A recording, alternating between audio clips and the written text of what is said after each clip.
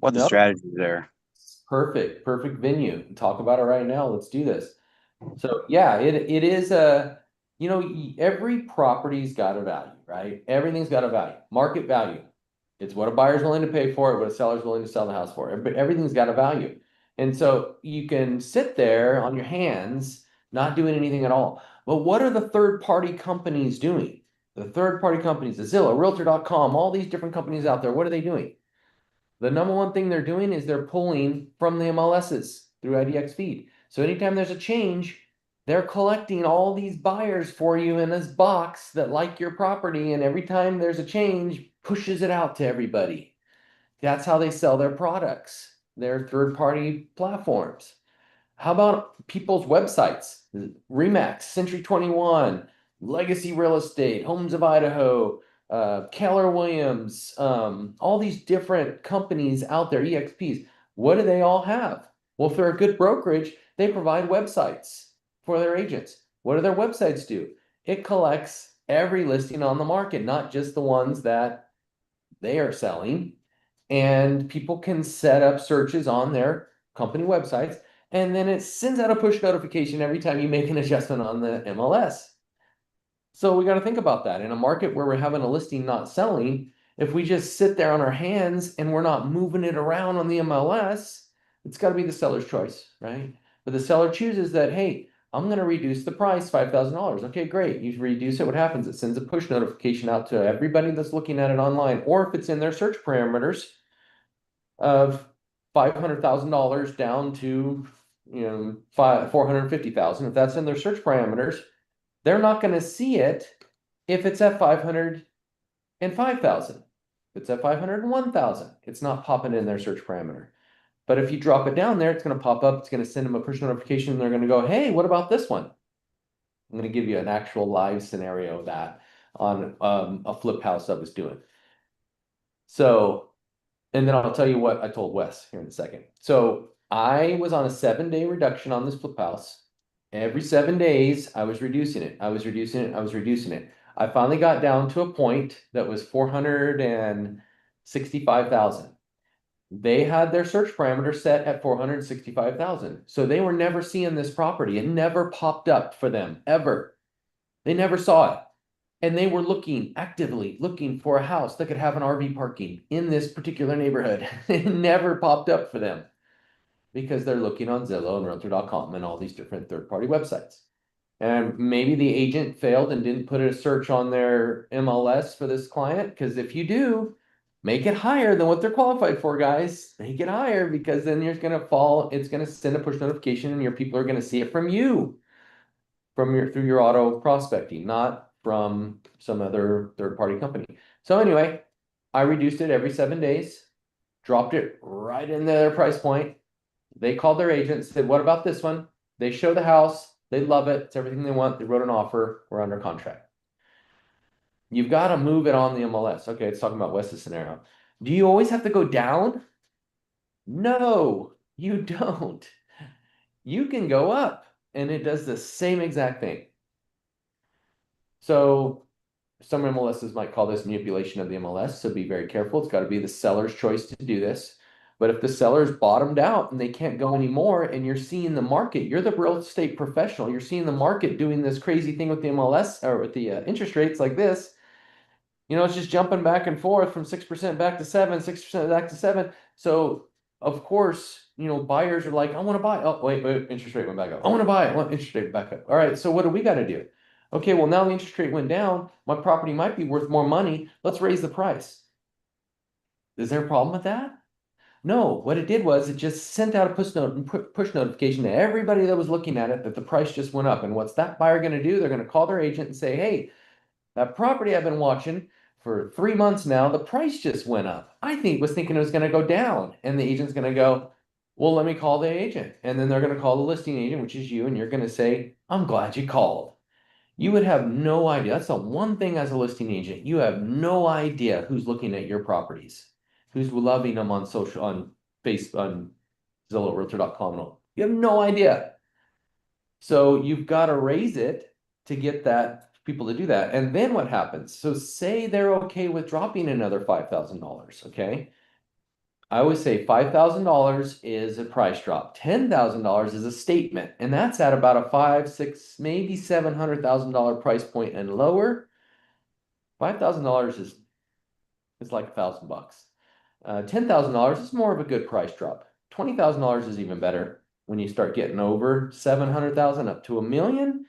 You know, even at a million, 20,000 is not even a real good price drop. You got to go 50 million and above. 50 to $100,000 is probably equivalent to a $20,000 price drop, to a $10,000 price drop at a $500,000 range.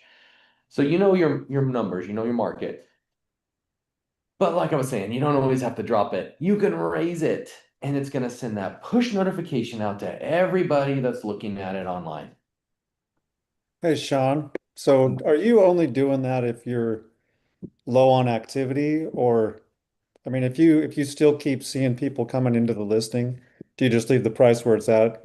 If you're not getting offers, you're just seeing people showing up at it. No. Okay. There's rules to the game. Okay. Here's the rule: 10 days, no showings, or 10 showings, no offers. You got to do a price adjustment. 10 Okay. days, no showings, or 10 showings, no offers. You got to do a price adjustment. Well, I asked an agent that had a listing. I'd done actually several open houses at it, and no offers. It's been over 30 days. It's been listed. And I said, have you thought about doing a minor price adjustment?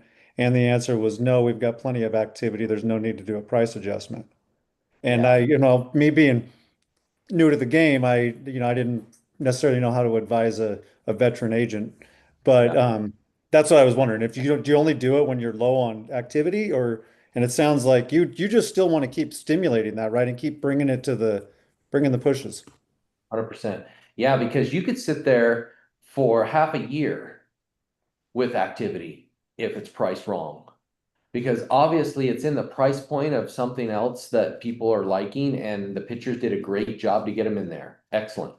But unfortunately, there's always something else out there that's better than yours because the pitchers were a liar. And we know that photographers these days uh, make a freaking piece of crap helm look like a golden diamond. Golden diamond ring. Make it look absolutely amazing, right? And you get in that home, it's like, wow, this is not what the pictures were. So that's happening. So you're getting all these people in there and they're like, it's just not what the pictures were showing, and there's something better. So what you got to do, you got to get in at a different price point where there's a different group of buyers that don't care. We did this on a property. My daughter, Shaden, and I are working on a family friend, and actually it's my brother-in-law's brother in Hanford. And we've had a million people in that house, but we still got to reduce it. And we were talking about that. Like, look, we can sit here all day long and keep getting people in the door, but we're not getting an offer. So we got to reduce it or raise it. But we got to do something to get a different group of people in there. In that case, I don't think raising it would actually make a difference. I think you're overpriced if you're getting a ton of people in there, but no offers. There's something wrong with that house, and there's plenty of others out there that they like better in that price point. You got to get in a different price point, different group of buyers, and that way you can, yeah, get an offer finally. We reduced it after over and over and over again. It was a contingent sell. He's looking to purchase a new property, beautiful new property. And we needed to get it sold. So we reduced it again and got a buyer, got an offer. And so but we went through a lot of buyers wanting to see that property. The pictures were amazing. We only hire top end, top notch photographers these days. There's no cell phone pictures anymore, guys. Don't be using your cell phone unless it's a short sell, which we're seeing more short sells. If it's a short sell, you don't want top end high dollar photos in a short sell. And you're going to see more short sales hitting the market. I got two of them under contract right now. You're going to see more. The short sells, if we go back in the day to 2008, 2009, 2010, 2011, 2012, somewhere around 12, 13, it slowed down quite a bit. We were doing a ton of short sales. And you don't want the high end number one photographers on those short sales, because the bank is going to look at that and they're going to take the value based on what they see. And like I said, photographers are really good. It can make a house look like it's really not that good. So typically in a short sale, you just take a front photo, a couple front photos, throw it on the market. You've noticed this on foreclosure properties you see on auction.com. You don't see interior photos typically on auction.com. Usually a lot of times because it's occupied, but at the same time, they just need to get a photo and get it out there. So How do you convince somebody that's looking at a short sale to have an agent represent them when because of commission, they're going to incur more costs than if they do like a for sale by owner? And how do you present that to them? a short sale, you talking about a buyer, The seller. a seller? Somebody's got to short sell their property. The seller's not going to pay any commission. They're not paying any out-of-pocket fees whatsoever. That's an easy one. So a seller on a short sale, the bank is going to take a short. And so the seller's not going to pay anything out of pocket. Back in the day, in some cases, banks were actually paying sellers to short versus foreclosure because there was too many foreclosures on the market. So they're not really offering that up as much anymore. But then again, there may be some asset managers that will plug that into the numbers. But with a short sale, they're not paying any commission. The bank is choosing to pay the commission. So the seller is just choosing to do the short. We have negotiation companies that we use for our short sale companies. Absolute Solutions, the Katz brothers, amazing guys. I'm working with Jonathan Katz on 2 of them right now.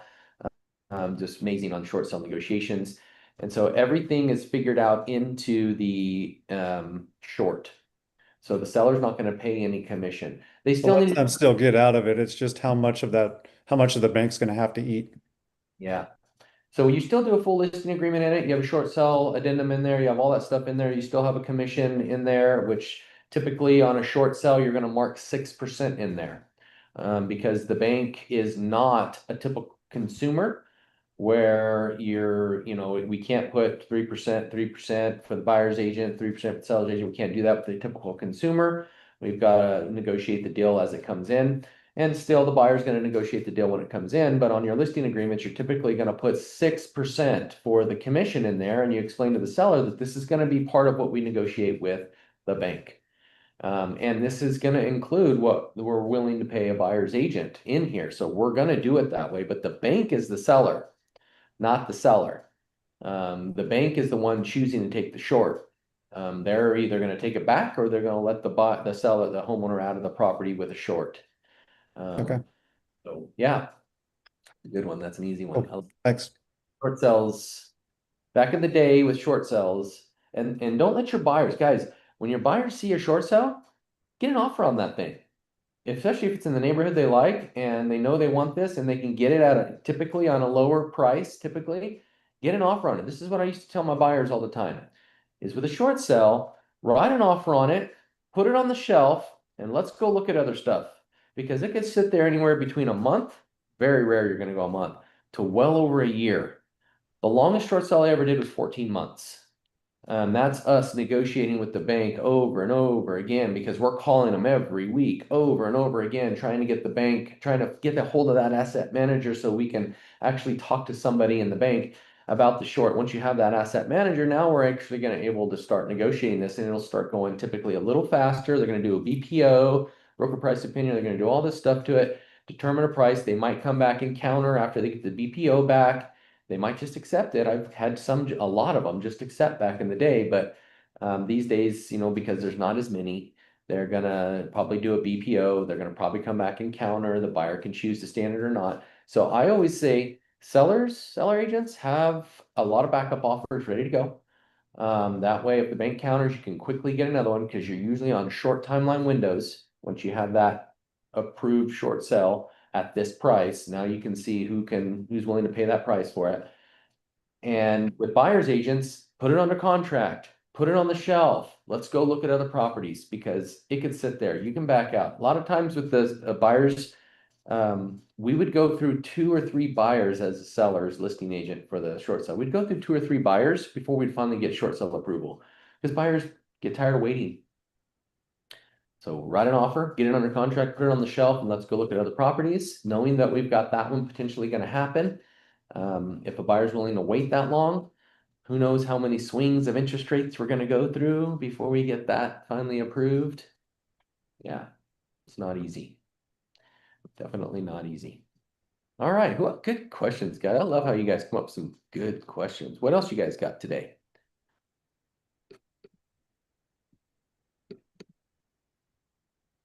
Nothing. You guys are just waiting for what I have to feed you with today.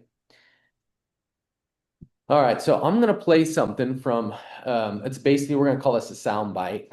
This is from an amazing coach at Eisenhower Coaching and Consulting. He's also the part owner of Lab Coat Agents. If you don't know what Lab Coat Agents is, with um, Tristan Ahumada.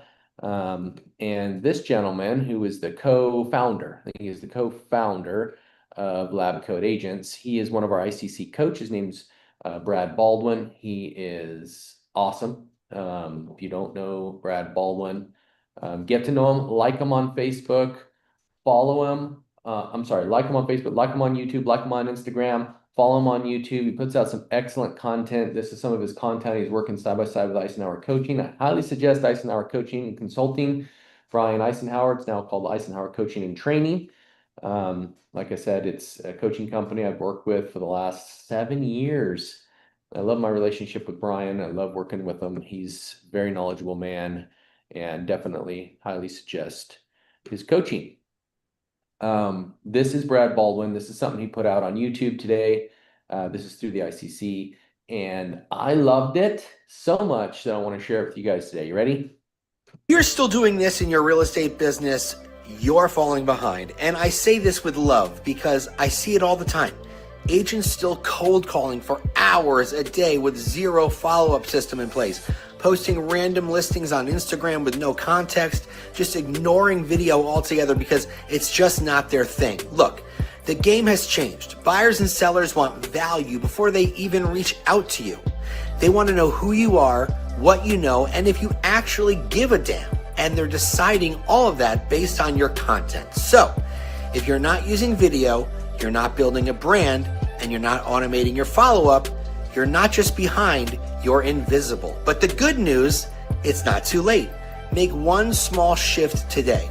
Record a tip, share a story, set up a simple nurture sequence. Stop playing catch up and start showing up. Yeah. This is a big problem, guys. It's a big problem because there's so many agents that just don't want to get social. You have your social media blocked. Yeah, it's the only people that can see it is you and your friends, and that's it. But you want to be a realtor, but it's not taken off to the next level. So you go to an open house and you walk it and you show this open house and you post it on social media and you're like, dang it, it's just not working for me.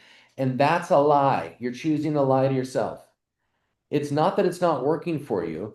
It's that you're trying to do the bare minimum and you're not doing it consistently. And so I like what he said in the beginning, because we talked about this on Monday's huddle. We talked about it on Monday's huddle about the calling. And if you don't want to commit to doing 20 calls a day because it's not working and you're calling the same people and you're calling your SOI, one, you better have them set up on a smart plan. And they're not just getting phone calls. But if you can commit to 3 calls a day or 2 calls a day and that's it, and then you move on to the next lead generation source, and every day you're working for 2 to 3 to 4 hours a day on your business, the consistency will start to take off. It will. But here's the fail in that, is people are afraid to get social. I've talked about being the celebrity of the area and the celebrity, more importantly, of your sphere of influence. We've talked about that before. What does it mean to be the celebrity? It doesn't mean that you got to be out there posting videos of yourself every day, but posting something, like Nick said, every day is how the algorithms start to work. There's several agents that I know of personally that are killing it on Instagram Reels alone. It's just where it's at right now. One of them is a brand new agent. She's on our team. She's been an agent for a year. She has 14,000 followers on her Instagram page. Every day she consistently posts a reel of something. And these days there's so many easy software apps. I've got one. I'm almost 50 years old. And I've got one on it's called InVideo. And within like 3 to 5 minutes, I can create a quick little video that I just simply post a reel on my Instagram. 3 to 5 minutes. That's it, to make it. And all I'm doing is it just hit a button and it pulls up my photos and I say, sure, I'll take that video, that video, that video. I just posted 3 little quick short ones. Click a button, it uploads them all in there. At the top, I can hit a little, looks like a music note. See, I'm 50, almost. A little music note. I click on that and I can choose a song, throw a song in there with it. I'm not even saying anything. I'll throw a few little words in there. I can type a few words in there and bam, another button. I can save it right on my phone and I upload it right on Instagram. It literally takes me less than 5 minutes and I got a new reel on Instagram. I'm trying to be consistent to doing it every day just to prove a point that it works. I don't need to do it anymore. I'm not selling as much as I used to. I'm coaching more than anything. I own the brokerage in California. I have the teams that we all work together and I give a lot of leads back to my team members. But I want to prove a point that it works because I see people doing it and I see those that aren't doing it. And those that aren't doing it are saying, I don't want to get social. I'm sorry, you chose a job that requires you to get social, requires it. And these days, if you're not doing it like Nick said, you're failing yourself big time because this is how you get leads these days. This is the way to do it. It doesn't matter. My dad's 70 something years old. He's on Facebook. It doesn't matter your age anymore. Then now the age is stretched. It's there. It's been around long enough that you've got to get on there and you got to do it consistently. I'm going to show you a couple of easy ways to do it. And this is right out of the Eisenhower Coaching Consulting modules. Those of you that are on here, if you're part, this is also live on YouTube. So there's some people that are jumping in that are on YouTube that we don't see them. They don't see us, but they can watch this live on there. So I'm going to show you, you may not have access to the Eisenhower Coaching and Consulting modules, but if you're part of Legacy Real Estate, Homes of Idaho, Homes International, you all get access to it because we coach with Brian and Brian's team. So if you coach with them, you get access to it. Otherwise, you can pay for it a la carte. And you can pay for the social media module. This is right out of the social media module at the ICC. And this is called the Stay Calendar. And it actually tells you a little bit of what to do each day, STAY. All right, it tells you, which is time to sell, professional update, something about professional mortgage update, rates update, something, post something quick, good advice, give some good advice, screenshot your favorite Spotify list, something, a DIY tip. This used to be really cool. Years ago when I was at KW, and I was so mad when we got rid of this because I had so much good inbound leads coming out of it and I lost it in a snap of a finger because they switched to Command and it really hurt my business. I loved eEdge. I loved it. It worked for me. I had all my people in there. I had smart plans going out. I had everything going. The coolest thing that I liked about eEdge is that it would send out this, and I know that Command does it too. You just got to like create it, make it work, and then a lot of shared stuff happens. KV Core does the same thing. All these different CRMs do it now. But I just loved it because mine was working for me. And then when I got rid of it, I lost it and I was so frustrated. But this DIY tip is one thing that they would do that I had going out every month. And I could send it via mailer, because you remember you got to do the 40 contact plan per year, 26 emails, 12 mailers. We talked about this on Monday, by the way. If you missed Mondays, go back to the YouTube page. It's on the YouTube page as YouTube Live under thetrustedagent.com or the Trusted Agent on YouTube, the Trusted Broker on YouTube. And it would send out this mailer, 12 mailers, 26 emails per year, and then I would have to do the 2 phone calls per year. Well, one of those mailers are going out were DIYs, and there were really cool little DIYs that were engaging that said, "Did you know?" That was the title. Did you know? And then when you looked at it, it would say, "Did you know that these dryer sheets can erase stuff off of walls?" Like a magic eraser, I guess. I never tried it, but it was something like that. There was a DIY about how to get paint out easily if you spilled paint on your flooring or something. There was all these cool DIYs that would go out every week, single week. So you can set those up yourself, right? Those go out every week, every month in your emails or via mailers or something like that. But this kind of tells you a little bit about what to do. I'm not saying this is what you have to do, guys. I'm just trying to give you some content so that you can think every day. You got to think. You've got to think. What should I post today that's going to be engaging? How many agents out there do you know that go to a house and say, "Check out my new listing. Woo-wee, so cool." Is there something wrong with that? Not necessarily. I'm glad they're getting social, but you've got to be engaging to your people. Your people have to want to work with you. You have to give them content. Give them something. Give them something that they're not getting from somewhere else. That's important. And every day it needs to be very short. Throw it in a reel and move on. Throw it in a reel and move on. Throw a little post in there and move on. I showed my chickens running around my backyard. You know how many people are like that? And then they see my real estate post. That's what we're talking about, is you've got to do that. 4-to-1 ratio is very important. 4 personal posts, 1 real estate post 5 days a week. Or do 3 and 2 real estate posts twice a week. It's fine, whatever. Doesn't matter. Just do it. But if you're doing too much real estate, and by the way, on the reels, do all real estate. Do it all on the reels. Just have fun. But make it engaging, because your people are going to like this. The reels are how you get organic traffic too, though, because the way the algorithm works is it starts to know what time you're going to post another post, because the last one you got a bunch of likes. Instagram likes that. Facebook Reels likes that. So because of that, they're going to start showing your stuff to the public, not just to your SOI. Organic traffic, guys, and it didn't cost you any money. It just took a few minutes out of your time to do it. And let me show you a calendar and how you plug these things into a social media calendar.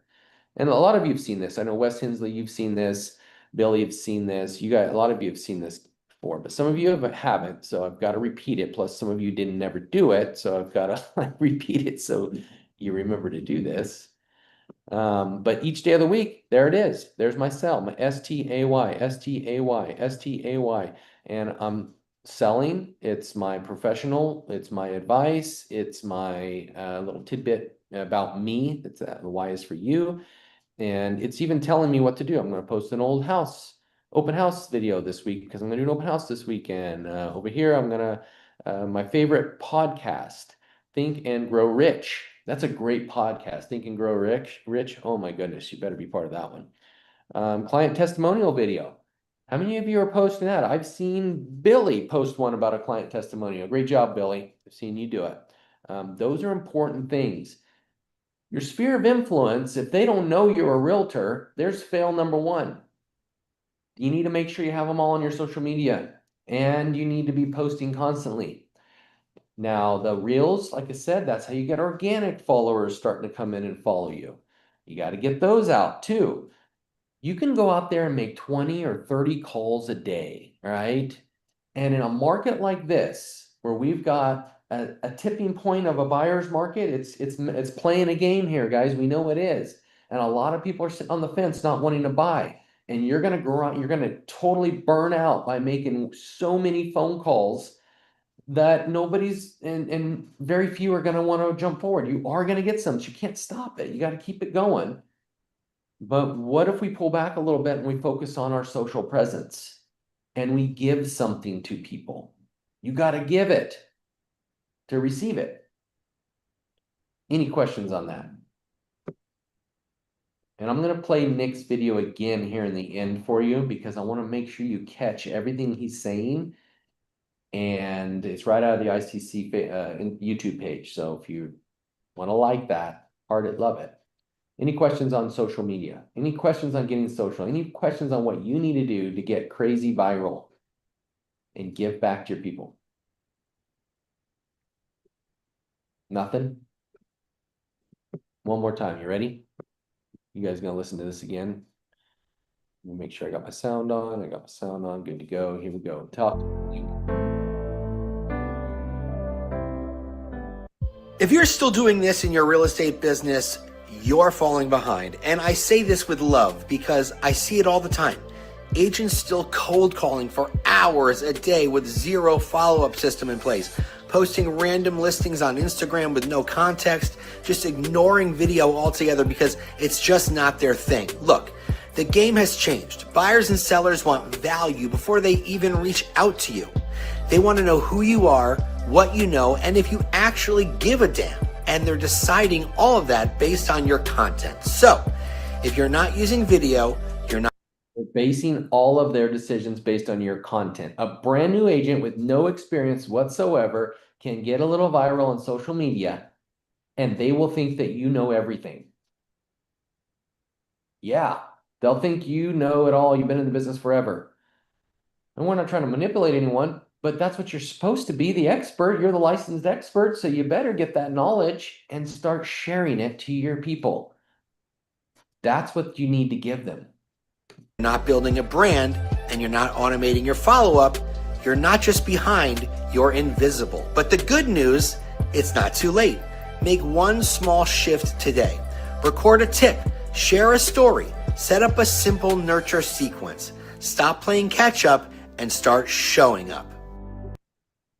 Share a tip. You know, you got to do something in there. Got to get a little viral. Got to get in there so that people can see you. You got to build your brand. Did you hear what he said? You got to build your brand. Remember, you're a business owner. Build your brand. And building a brand, a typical restaurant owner, if you guys are in California, you better go visit my brother's restaurant, the Branch Breakfast Company up in Fresno, Marks, and Herndon. He's working on building his brand. A typical restaurant owner knows they will not make any money the first year. The first year, 365 days. They know that. They know it's about building the brand and building the clientele and getting people in the door and getting them to start buying. So they're slowly digging out of a hole. We're no different. We're business owners. We're business owners first. Real estate agent is what we do, is serve the community in a real estate sales business. But we're business owners first. We got to build a brand. Brand recognition is everything. We talked last week about getting social getting on Google local services, getting your brand going out there. I'm helping you become a business owner here. We got to build your brand, which means you got to start sharing it. If you guys have if you did that last week, you got your business Google My Business all set up. You got that going. You can share that on social media every single week. I've got an automatic, my wife sees it on our invoices on our credit card statement every week, that I automatically have one going for years now where I pay a little bit of money, it might be $30, but every month, consistently, my website is on Facebook. Over and over again, it's going out there and it's boosted. It's boosted or not boosted, but I'm not using the boost. I'm using the, actually it might be a boost from a long time ago that I did back when boost was the thing. Now there's other ways of doing ad marketing on Facebook, but it's been going for years. So think about the algorithm, how much, $30 a month of consistently that going and boosting my website for years. I get organic traffic out of the website all the time, but it might not be organic traffic. It might be somebody that clicked on it on Facebook. I don't know. I just know it came through my website. Those of you on my team know that because you get those leads every once in a while that come through the website. We call them website leads. They could be coming through my Facebook page. It's literally been probably 7 years, $30 a month. We're talking consistency, guys. $30 a month. It's just promoting it. You can do that to your Google page. You can do that, put it in there, and people click on it. Now, when they click on it, what's it doing? They have your website link in there. Click on your website. Now they're on your website, KV Core website or whatever website you're using out there, and they're searching for homes on your page versus on Zillow. You're building your brand. You're building your business. You're building your corporation. There you go. Next thing you know it, we will talk next, if you're a new agent, about being incorporated and how you save money on taxes if you're incorporated. But let's get you in business. All right, guys, anything else for me? I hope I had helped you today. Build that brand, go get it. Don't hold back, get social, and have fun. It's a fun job. Have fun, guys. Have a good week. Thanks, Sean. Bye.